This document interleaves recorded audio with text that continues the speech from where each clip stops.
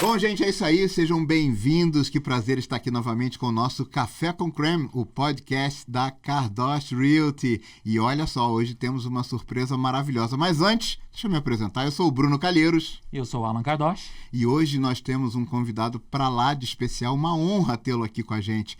Power Attorney de 2023 na relação do New York Times, sabia disso? Nossa, não sabia? Pois é, e tem mais, habilitado a advogar em 3 países. Caramba. Brasil, Portugal e Estados Unidos. Quero conhecer. Doutor Vinícius Bicalho, que prazer tê-lo aqui com a gente. Fala um pouquinho, quem é o Vinícius Bicalho? Boa tarde, Bruno, prazer é todo meu estar aqui. Boa tarde, Alan. Na verdade, Vinícius é o pai do Guilherme, da Giovana, marido da Ana Paula, um advogado apaixonado. E eu tenho a oportunidade de ajudar vários brasileiros e pessoas de outras nacionalidades que desejam viver o sonho americano. Sou apenas a pessoa que vai dar as mãos e ajudar nesse processo. Você é a ponte entre os países. Que maravilha, Bicalho, de verdade. É um prazer, uma alegria tê-lo aqui. Pessoalmente conheço um pouco do seu trabalho e sei da sua qualidade. Então, para mim é muito, muito bom ter uma pessoa como você dando aqui conhecimento e informação para o nosso público, né? Sem dúvida. É muito bacana tê-lo aqui. E assim, eu queria começar puxando um gancho interessante, que é o porquê do advogado de imigração. E até para a gente chegar lá, antes eu queria te perguntar o seguinte: qual é a consequência legal da imigração ilegal para os Estados Unidos? Bruno, sua pergunta é ótima. Na verdade, o advogado de imigração ele não é uma figura indispensável sob a ótica legal. Qualquer pessoa tem um livre-arbítrio e pode fazer o próprio processo imigratório. Olha. Eu sempre faço uma analogia da época da pandemia, Alan. Eu tinha um amigo que ele estava me falando que eu corto o meu cabelo. E um dia eu fui encontrar com ele. Uhum. E eu vi como estava tudo muito ruim, principalmente na parte de trás. E o processo migratório é a mesma coisa. Cada um pode fazer o seu processo, mas não é simplesmente preencher o formulário. Você tem que escolher o melhor visto, elaborar a petição, a melhor documentação. E a gente sabe de pessoas que fizeram isso com sucesso. Mas essa é a menor parte. Pois é. A maior parte são dramas que muitas vezes nós somos confrontados no escritório em situações que às vezes já são irreversíveis. A imigração ela pode trazer consequências devastadoras. Primeiro ponto é, conselho de qualquer processo aqui nos Estados Unidos é falar a verdade. Quando a gente vê uma série americana, sempre a gente vê os personagens falando do crime de perjúrio. O que é o perjúrio? É falar mentira em um processo oficial do governo americano. Então, tudo que você faz no processo imigratório é sob pena de perjúrio. Quando você comete um ato, ainda que seja um ato falho, de não colocar a verdade ou não expor de forma clara, você pode cometer uma falta nesse sentido. Além disso, existem transgressões que podem gerar pênaltis de 3 anos, 10 anos ou até mesmo uma inadmissibilidade permanente nos Estados Unidos. Eu falo que imigração é coisa séria e deve ser feita com muita responsabilidade por alguém que seja habilitado. Eu sempre brinco o seguinte: quando você vai no hospital, você não quer saber quem é o dono do hospital, quem é o acionista do hospital, você quer saber quem é o médico, quem é o médico que vai me tratar. Então, esse é bom médico. Exatamente. Então eu falo que imigração é a mesma coisa. Quem é o advogado? Ele é acessível? Ele vai responder suas dúvidas? Ele vai estar ao seu lado ao longo dessa caminhada? Se sim, você está com um bom profissional. Exato. Agora, se falar com ele for tão difícil quanto falar com o Papa, você tem um problema. É Exato. verdade. Essa é uma pergunta interessante até que ele falou sobre questão de perjúria, porque muita gente acha que depois que tem a cidadania americana, você pode ou não perder se você cometer uma perjúria na aplicação para se tornar um cidadão americano. Depois tem o green card. Pode perder. Na cidadania, o que acontece é que no processo de cidadania, o seu processo de green card ele é reaberto. Uau. Então, nós temos conhecimento de vários casos de pessoas que cometeram infrações no processo de green card e não foram constatadas essas infrações no processo de green card, como um casamento que não é verdadeiro.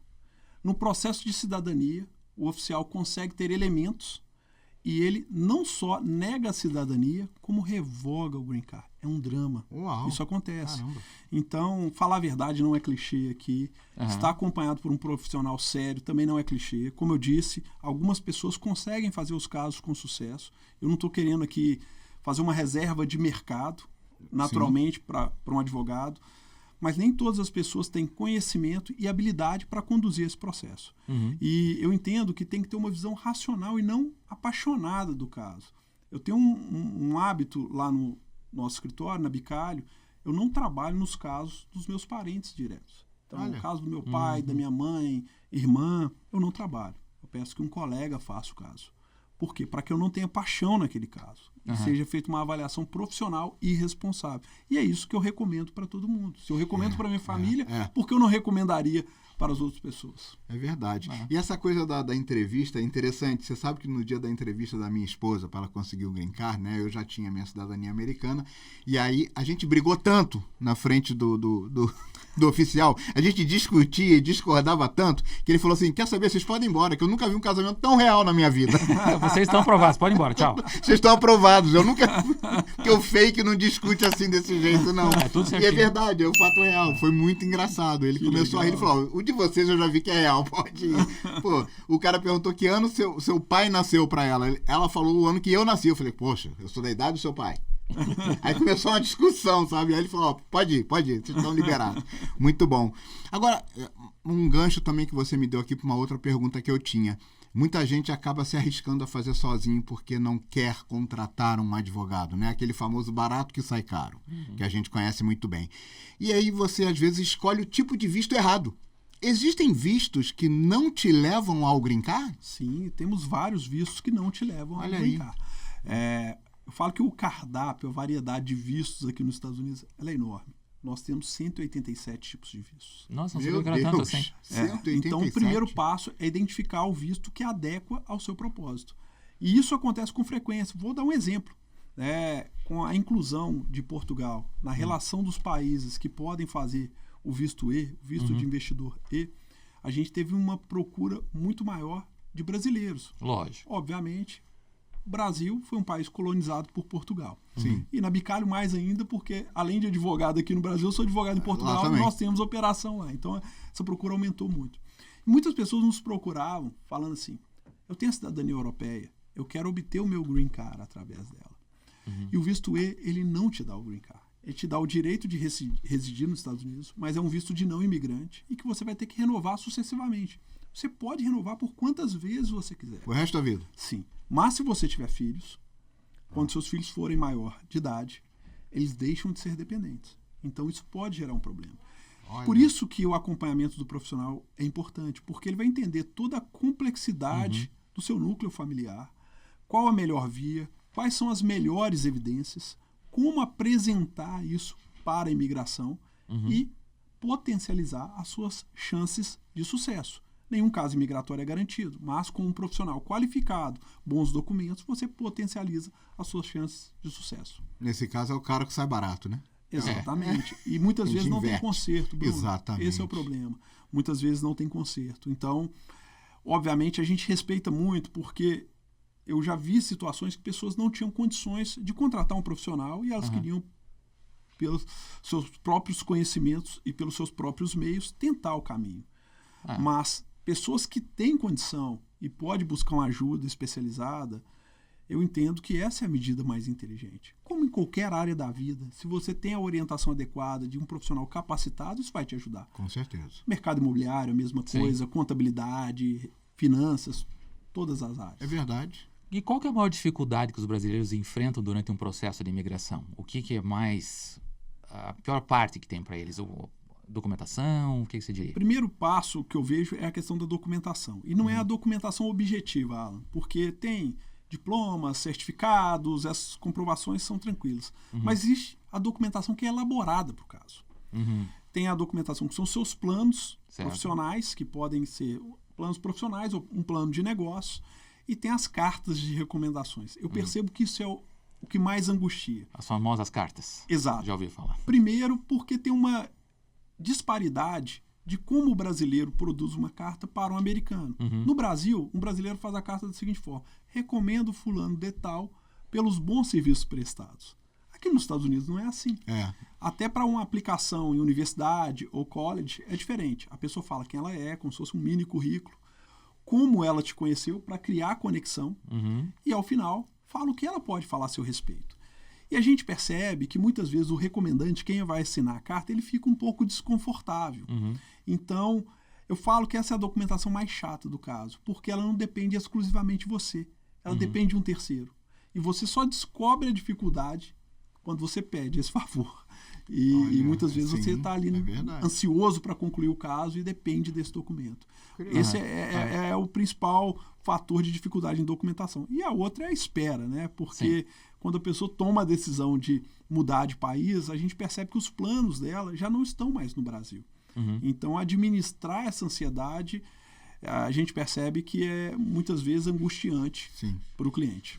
E agora deixa eu te fazer uma pergunta que, na verdade, é uma curiosidade de muitos. A gente abre para alguns contatos nossos e ouvintes até quem é o entrevistado da vez. E aí veio uma pergunta muito interessante, porque a gente ouve falar muito em deportação, tá? Existe a possibilidade de deportação para quem está com a documentação em dia? E o que, fora isso, o que qualifica, se é que isso é um qualificar, uma pessoa a ser deportada? Bruno, olha só, a deportação é o procedimento de remoção da pessoa dos Estados Unidos para o país. De volta para o país de origem. Ela de origem ou outro país. O grande ponto é o seguinte, tem que ter uma transgressão legal. Tá? Via de regra, os Estados Unidos não saem prendendo as pessoas e deportando. Ele tem um procedimento que ele primeiro informa a pessoa e dá a oportunidade da pessoa partir voluntariamente. Até porque isso é mais barato para o país, é mais humano, mais racional, a pessoa tem a oportunidade de planejar. Agora, quando você é um residente legal, portador de green card, se você tiver uma transgressão muito grave, dependendo do crime que você comete, você pode ser deportado. Inclusive, essa é uma das diferenças entre um residente permanente legal, que é um portador de green card, para um cidadão americano. O cidadão não. Ele tem que resolver o problema aqui dentro. Agora, o residente ainda não adquiriu a cidadania, dependendo do crime, vai embora para sua casa, porque nós não temos interesse em te ter aqui. Compactuamos com esse tipo de atitude aqui no nosso país. Exatamente. Não chega a ser preso ou passar um tempo na cadeia. Eu já vi alguns casos que aconteceram e depois deporta. Dependendo da transgressão, pode ter prisão. Agora, depende muito do caso, Alan, porque alguns casos chega a carta informando para a pessoa, é a maioria das situações, porque decorrem de um processo imigratório com insucesso e preenchimento de alguns requisitos. Agora, quando é o cometimento de algum crime de maior importância, aí sim pode ter problema. Pode ter problema. Pode ter problema grave. Perdão, esse assunto é interessante. Esse assunto de deportação, ele tem assim, uma conexão muito grande com o período que vamos entrar, que é o período eleitoral, não é? E as pessoas têm uma tendência a criar o assunto, né? Imigração, quando vai haver ali eleição. E se ganhar fulano, vai ficar assim. Se ganhar ciclano, vai ficar assim. Como é que você vê essa relação período eleitoral versus processo imigratório? Eu vejo com muita razoabilidade, Bruno. A minha opinião, eu até brinco que ela é muito sem graça, porque as pessoas falam, se fulano ganhar é isso, se Beltrano ganhar é aquilo. E eu vejo o seguinte, o presidente não é o Superman. Ele não pode fazer o que ele quiser. Ele é o chefe do poder executivo e nós temos nos Estados Unidos outros dois poderes, o judiciário e o legislativo. O presidente ele tem que agir nos limites da lei. Então, não pode determinado presidente ganhar e abrir a fronteira completamente. Como também não pode o outro ganhar e fechar a fronteira e deportar todo mundo. Ele tem que seguir os procedimentos legais. A gente viveu isso em outras eleições. O que eu vejo é que a gente muda muito a embalagem, mas muito pouco o conteúdo. Obviamente, falando numa linguagem clara, a gente percebe que os republicanos têm um discurso mais duro com os ilegais. Mas os democratas também têm um discurso duro com os ilegais. Apenas a embalagem é um pouco mais palatável do que a embalagem republicana. Eu sempre digo o seguinte, nós vivíamos isso na eleição anterior, quando nós tínhamos a disputa entre, não foi nem Trump e Biden, mas Trump e Hillary. Sim. Existia todo o temor do governo Trump e ele foi um governo que emitiu um número absurdo de vistos de imigrantes, especialmente dos imigrantes qualificados. Agora, historicamente, os Estados Unidos são um país que querem a imigração legal, mas eles repelem a imigração ilegal. E a gente está chegando num patamar de quase insustentabilidade. No ano passado, nós tivemos 2.047.000 pessoas que foram presas na fronteira do México. Uau. Essas pessoas foram autuadas, tiveram processos judiciais, ou seja, para que o país pudesse administrar isso, tem um custo e todo um trabalho enorme. E eu falo que entender imigração é como você receber o convite para ir na casa de alguém. Quando você vai na casa de um amigo, você segue as regras. Exato. Se entrando nessa casa tem que tirar o sapato, você tira. Senão, você não tira. Então, você vai em um país, você tem que seguir as regras. Agora, inegavelmente, os imigrantes são muito importantes para os Estados Unidos. Não tenho dúvida. Sem dúvida. Apesar de ser... Mas tudo que é demais faz mal. um profissional de humanas, né, que sou da área do direito, eu adoro as ciências exatas. Eu adoro estatística. Então, eu vou passar aqui para vocês algumas estatísticas que vão mostrar de forma cabal que os imigrantes são importantes. Os imigrantes representam 13% da população americana, que é um percentual importante. Bem alto. Mas, quanto que eles representam da força de trabalho? 18%. Ou seja, na média, os imigrantes são mais presentes na força de trabalho, proporcionalmente, do que os próprios americanos. Entre os empreendedores que abrem negócios, os imigrantes representam 25%. Uau! Ou seja, 1 a cada 4 empreendedor em território americano é imigrante. Que número expressivo. O imigrante é mais empreendedor do que o americano. Olha que interessante. Aí as pessoas me falam quando eu falo isso. Mas o imigrante ele está no subemprego, pequeno negócio. É forçado a empreender. Mas aí vão evoluir o nosso estudo. Você pega a lista da Fortune, que tem os 500 maiores milionários, bilionários, né, dos Estados Unidos. 44% dessa lista é composta por imigrantes. Então, Uau. O que isso quer dizer? Que os imigrantes estão em todas as camadas da sociedade americana. Uau, A impressionante. história da América tem uma relação que ela é inseparável dos imigrantes. Não tem como separar. Não tem como separar. É verdade. E nós temos vários estudos que eu uso, inclusive, nos casos imigratórios, que mostram que a imigração ela é benéfica economicamente para os Estados Unidos. Mas eu volto. A imigração legal. Porque a imigração ilegal, a gente entende os dramas pessoais de todos, mas a imigração ilegal, todo país tem as suas regras, como toda casa tem sua regra. É verdade. Então, em suma, independente de governo, os Estados Unidos estimularão a imigração legal e desestimularão a imigração ilegal. É esse o resumo. Que é o correto. É o correto. Seja é o correto. Trump ou seja Biden. Claro. Exatamente. É isso. Eu não sei se a embalagem vai ser vermelha ou azul. Ou azul. Mas o sabor do conteúdo vai ser o mesmo. Vai ser o mesmo. Exatamente. Que interessante. E você falou agora de quantidade de imigrantes, né? E a gente ouve muitos brasileiros falando que assim, nós brasileiros estamos invadindo os Estados Unidos. Em algum momento vão parar de emitir visto para brasileiro. Isso existe, Bicalho? Não tem a menor possibilidade. Porque o que acontece? Nós tivemos um aumento muito grande na procura de brasileiros, especialmente depois das eleições. Sim. Quando a gente tem uma eleição polarizada, é natural que as pessoas que perderam não se sintam representadas. E o aumento foi sem precedentes. Sim. Nós tivemos um aumento muito grande. Eu calculo algo em torno de 250% a mais de pessoas buscando imigração, especialmente para os Estados Unidos. Uau. Nós tivemos, no ano passado, uma emissão recorde de vistos. Emitimos mais de 1.100.000 vistos de turistas para brasileiros. 1.100.000 vistos. E eu fiz uma análise dos relatórios da imigração essa semana. Eu adoro, como falei, ver números. E os vistos de imigrantes qualificados, EB1 e EB2, teve um aumento de 9,6%. A questão é a capacidade de vazão, porque emite só no consulado do Rio de Janeiro. Mas a procura aumentou muito. O que está acontecendo, essa percepção, ela existe porque as entrevistas estão atrasando um pouco pelo aumento.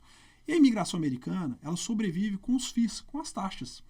Então, o governo sempre tem um posicionamento que é reativo e nunca proativo, porque ele precisa receber as taxas, entender a demanda para redimensionar. Para que o Brasil pudesse ter um tratamento diferenciado, como China tem, como Índia tem, como o México tem, que são países que mandam muitos imigrantes para os Estados Unidos, a gente teria que pegar esse número de 2023, que já foi 250% a mais, e multiplicá-lo por 3. Ou seja, teria que ser de 750%. Uau, nossa. Isso não vai acontecer. Nem se o Brasil colapsar, isso acontece. Então, o Brasil não vai ter esse tratamento diferenciado. O Brasil está encaixado na categoria que a gente fala resto do mundo. Mas ser resto do mundo, para esse efeito, é fantástico. É ótimo. A gente está muito bem acompanhado. Que bom ser o resto do mundo, né? Exatamente. Muito bom, muito bom. O que mais? Tem mais uma pergunta interessante? Temos mais algumas interessantes. Um ele começou a falar, começou a mexer aqui, agora tem um monte de perguntas. Dicas de passagem, doutor Bicalho. Dá para conversar aqui um dia com ele, né? Haja conteúdo. Muito bacana. Diga. Na questão do... Visto que o pessoal mais está pedindo agora é o EB, né? A linha EB. Sim. EB2, EB3, EB4, até o EB5. Já vamos até trocar uma ideia sobre isso também. Mas eu notei, desde quando eu já moro aqui, 26 anos morando aqui, eu percebi que os vistos, com o tempo, vai ficando cada vez mais difíceis. Na década de 90, o visto mais famoso era o L, né? A transferência executiva da pessoa que estava aplicando. Mas esse é um visto que ficou extremamente complicado de trabalhar agora. Você acha que com o EB2, o EB3 vai acontecer a mesma coisa? O que acontece, o sistema jurídico americano a gente chama de common law. Ele é baseado nos precedentes. Então, as decisões elas vão criando precedentes que vinculam. O EB2, ele teve uma decisão em dezembro de 2016 que fez com que o espectro dele aumentasse um pouco. Só que a gente percebe também que a imigração ela começa a apurar as ferramentas de aferição das informações. O que aconteceu com a L? Muitas pessoas abriam a empresa, não executavam essa empresa e não cumpria o que foi prometido para a imigração. Então a imigração passou a ter uma avaliação muito próxima. E, para piorar, o mundo mudou muito. Então, antes as empresas precisavam ser corpóreas, com muitos colaboradores. Hoje tem muita terceirização. Você contrata pessoas até fora do país para uma atividade. E a gente percebe que há um descompasso da legislação do L com o mundo atual. Só empresas maiores que estão lançando mão disso. Agora, no caso do EB2, o que a gente percebe é que a imigração ela começa a requintar algumas ferramentas. Mas daí a importância de ter alguém que está lidando com isso constantemente. Então, algumas estratégias que nós usávamos há 2 anos atrás, a gente tem que direcionar essa estratégia, porque a imigração ela vai lapidando o entendimento. Por quê? Ela começa a perceber que o imigrante que entrou falando isso, o resultado daquele perfil de imigrante é esse. Então, naturalmente, ela quer se beneficiar do que é colocado. Vou dar um exemplo aqui, que é fantástico. Os vistos dos profissionais da área da saúde. Profissionais da área de saúde se tornaram muito desejados na pandemia. Só que o governo americano ele começou a perceber que muitos profissionais falavam que vinham para cá, mas não queriam se licenciar depois. Então, prometia uma coisa e fazer outra. Exatamente. Certo. Então ele falou, poxa, eu estou recebendo muitos médicos, muitos enfermeiros, muitos dentistas, mas eles depois não viram médicos, não viram enfermeiros e não viram dentistas. E vai trabalhar de Uber. Aí eles começaram a verificar essa situação. Não tem problema a pessoa ser médica e não querer trabalhar com a medicina, mas ela tem que demonstrar como o conhecimento dela de medicina de fato vai ser relevante para aquele processo. Então vou dar alguns exemplos. Eu tenho casos de médicos que montam empresas de cuidado ao idoso. Ele vai ser um gestor, mas é inegável que um gestor de uma empresa que cuida de idoso, se ele tem um conhecimento em medicina, isso é relevante. Claro. Eu tenho também uma cliente que ela é cirurgiã plástica, mas ela não quer ser médica, ela quer trabalhar com estética. Poxa, ela é super qualificada para essa função, mas precisa falar a verdade. É o que a gente fala, porque o que acontece? Eu sempre digo que falar a verdade, a gente fala que é o maior conselho que nós damos nos Estados Unidos. E parece um clichê, mas não é. Porque o americano, ele te dá a oportunidade de justificar sempre. E eu falo que a imigração, as perguntas que o oficial de imigração normalmente faz, ele já sabe a resposta. Ele quer apenas que você confirme que aquilo é verdade. Fazer o preto no branco. Exatamente. Se encaixa o que você está falando. Bem quadrado. Quando você mente, aí você transgrediu e perdeu a credibilidade em tudo que está falando. Então, por essa razão que o processo ele sofre algumas mutações. E o que a gente vê, que principalmente nós brasileiros, a gente cai em alguns clichês. Fulano trabalhou em tal lugar, vai ter uma facilidade. A gente tem muito isso. Igual no Brasil, fulano foi auditor da Receita Federal, ele vai resolver o meu caso. Exatamente. A gente sabe que isso não é verdade, porque aqui não é estático. Então tem que estar tendo essa sutileza. A gente percebe, alguns portais vendem formatos de fazer o visto. E o que eu falo é o seguinte, lá na Bicalho a gente tem um procedimento que nós fornecemos para o cliente a íntegra da petição. Por quê? Aquela petição foi tailor-made. Ela foi feita sob medida para a carreira dele. Imagine que o Bruno fosse advogado. Eu também sou advogado. Inclusive eu sou, né? Me desculpa. Por favor. Estou formado em Direito. É verdade. Ótimo, somos advogados. Mas certamente, fazendo os casos, as nossas carreiras vão ser completamente diferentes. Me desculpa pela gafe, amigo. Não. Aliás, deixa eu corrigir a minha gafe. Eu não sou advogado, eu sou bacharel em Direito. Sim. Se eu não tenho OAB, eu não sou advogado. Mas é um operador do direito. Sim. Então, assim, nós dois somos graduados em Direito, mas as nossas carreiras vão ter experiências completamente diferentes, propósitos diferentes. Então, assim, eu falo que em imigração, a receita de bolo, que é um ditado que a gente usa lá nas Minas Gerais, ela não serve. Porque cada caso tem que ser feito sob medida. Cada caso é um caso. Exatamente. Cada caso é um caso. 70% do meu tempo nas reuniões, todo dia, é desmentindo o que a internet, o que o grupo de WhatsApp, o que o grupo de Facebook fala. Que é um perigo, né? E as pessoas têm um hábito, né? Eu também vou usar um outro ditado mineiro. As pessoas contam somente as pingas que elas tomam. Ninguém conta os tombos que levam. Ninguém fala, meu caso é errado, eu fiz isso e não podia, dancei, sou inadmissível, tive um ban de 3 anos. Ninguém conta isso. Ninguém conta a derrota, né? Exatamente. Então isso é um perigo. É verdade. É um perigo. Pegando um gancho de que você é mineiro, todo mineiro, naturalmente, gosta de um bom café. A minha pergunta é, você gosta do café com ou sem creme? Com creme, claro. Café aqui é sempre com creme. Aliás, se você está curtindo esse papo, não se esqueça e se inscreva no nosso canal, não é isso, Alan? Isso, dê o like, não esquece do like. Exatamente. Então, mais uma pergunta para você. Eu tenho vários clientes, você sabe, faz parte da área imobiliária e tem muito brasileiro, muito estrangeiro que veio para morar nos Estados Unidos e quer ganhar um green card. Eles acham que comprando uma casa vai dar o green card. Eu explico que não sou advogado, mas você tem que procurar seu advogado para ver a melhor estratégia para isso. Alguns vão através do EB5, né, que seria um investimento para você ganhar a residência. Mas existem outras maneiras. Você pode explicar um pouco para a gente como é que funciona? Posso sim. Essa confusão toda ela acontece porque em Portugal tem uma modalidade que durante muitos anos a aquisição de imóvel gerava o Golden Visa, o Golden que Visa, é o green card deles, vamos dizer assim. Eu falo o seguinte, o imóvel ele não gera o green card numa relação absoluta, mas muitas vezes ele é a via que pode te conduzir ao green card. Se a aquisição imobiliária está ligada a um projeto de EB5, que vai gerar os 10 empregos, preencher todos aqueles requisitos, devidamente qualificado para isso, pode ser. E um outro formato que a gente vê com frequência, Alan, são nos vistos E2, para pessoas que têm cidadania italiana, espanhola, portuguesa, que nós comentamos anteriormente aqui. Muitas vezes, a pessoa, no seu plano de negócios, ela está montando uma empresa para fazer uma gestão imobiliária.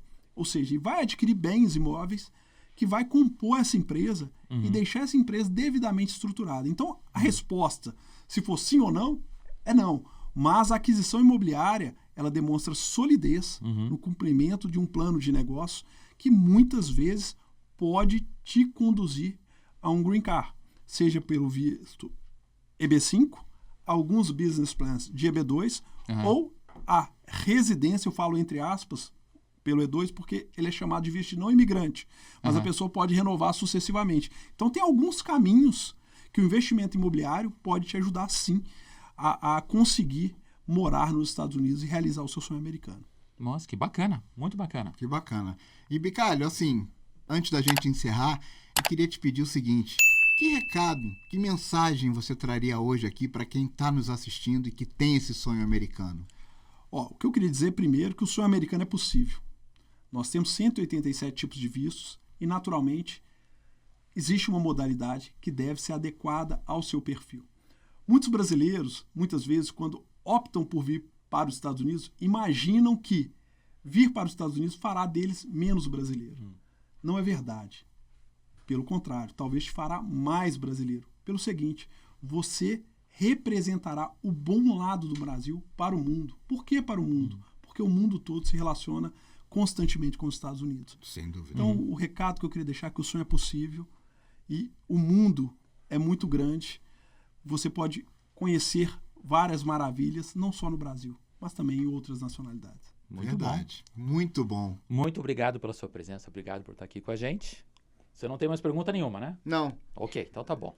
Vamos finalizar. E o final já está feito, então fica tranquilo. Eu que agradeço, gente. Obrigado pelo convite. Muito bacana, muito bacana, Bicalho. Gente, a gente está encerrando por aqui. Porra, foi maravilhoso esse bate-papo. Bicalho, eu quero te agradecer imensamente por compartilhar uma pontinha do iceberg que é o seu conhecimento dentro dessa área. Você é extremamente respeitado por todos que conhecem o seu trabalho. Eu tenho a oportunidade de conversar, então é um prazer ter você aqui mais uma vez. E quero lembrar você que a gente tem um encontro marcado toda quarta aqui no Café com Creme, o podcast da Cardossi Realty.